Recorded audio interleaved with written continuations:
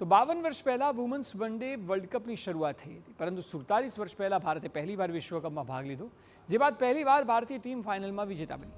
મહિલા વિશ્વકપમાં વિજેતા બન્યા બાદ ગુજરાત સહિત દેશભરમાં ઉજવણી કરવામાં આવી. જામનગરમાં ફટાકડા ફોડીને અને ગરબા રમીને મહિલાઓએ ઉજવણી કરી, તો મુંબઈ અને દિલ્હી જેવા મહાનગરોમાં પણ લોકોમાં ભારે ઉત્સાહ જોવા મળ્યો.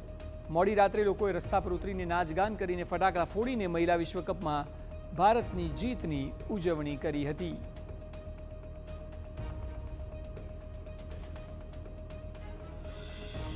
આ ત્રણ દ્રશ્યો જુઓ. આવા અલગ અલગ શહેરોમાં મોડી રાત સુધીના દ્રશ્યો જોવા મળ્યા હતા. જામનગરના લોકોએ આતશબાજી કરી અને ઢોલ નગારા સાથે ગરબા રમ્યા.